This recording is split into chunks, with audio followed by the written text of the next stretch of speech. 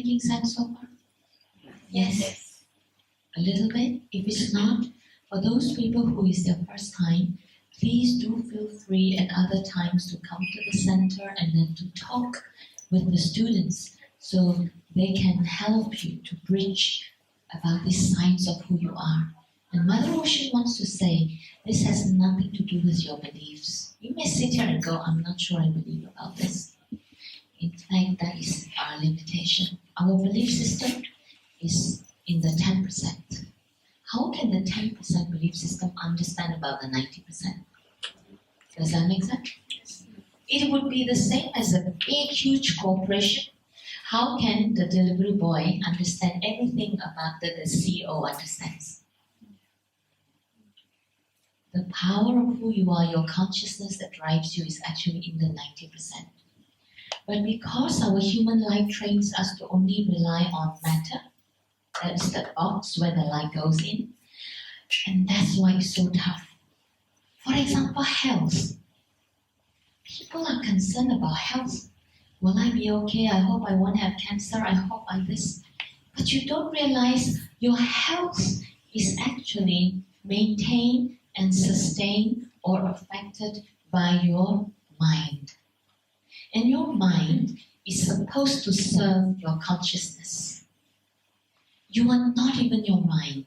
You are not your thoughts. You are not your beliefs. You are not your thought patterns. You are not your habits. So for students, do you all remember consciousness?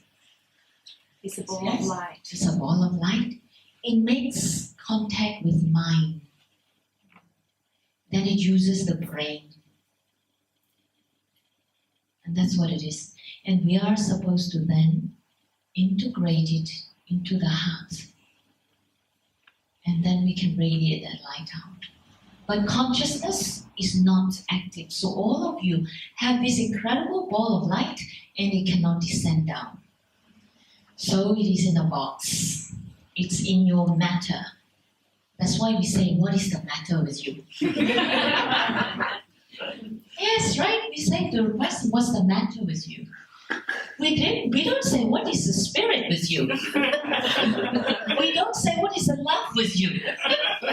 We don't say, what's the joy with you? It would be more helpful, wouldn't it? We say, what's the matter with you? And then you start telling them about your matter. Can you see how we got trapped in there? So you are consciousness of light. Consciousness can be described as infinite intelligence, that you are a point of, you are not all of it. All of it is so vast, you cannot contain it in one self. In fact, there are more than one of you. But we won't go there, it might blow you go like, what? What? What do you mean there's more than one? But there is, but you have no idea. But some people say, I want to meet my soulmate. Yes? Some people say, I want to meet my twin flame. So this is what they mean. There are other aspects of self. But anyway, you are trying to figure out one.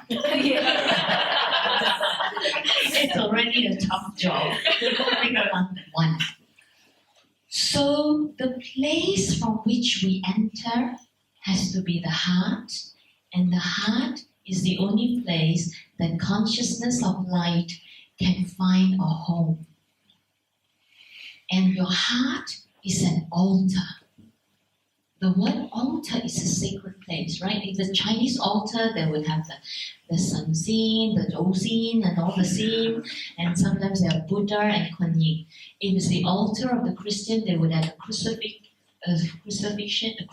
so they have Jesus, or then for the Buddhas, they will they have the Buddhas. For the Indians, they will have Saraswati or Lakshmi if they want to pray for abundance, or Lord Shiva. They are all these different.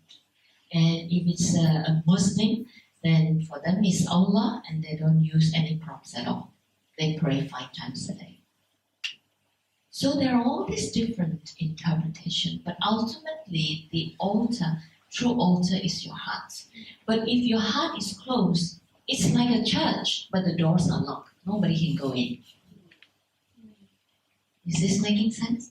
So your heart, when you are worried, when you are in judgment of others, no matter how mild that judgment, in that moment, it's shut. Your light cannot, you cannot, the being cannot enter, and you got nothing, no light to give out. So when Mother Ocean first came, we sat down, and then Mother Ocean mentioned, signal, and say we put the Om Namo. For those who know, did you find it just brought you in the heart? And for those who didn't know, did you feel something? It was such a beautiful chant. Did anybody say I don't like that at all? Did anybody? Did anybody feel so uncomfortable because it was so sweet and so tender? Because it is possible if somebody is completely in the head and the heart is hardened, then they will find, wow, no, not for me, this is all too soppy, all too... They would say that, they would experience that. But for you, when you're open, and we felt it, right? When we sang so much joy, and it is also Mother Ocean's intention, that is actually an invocation, that we will all do it together.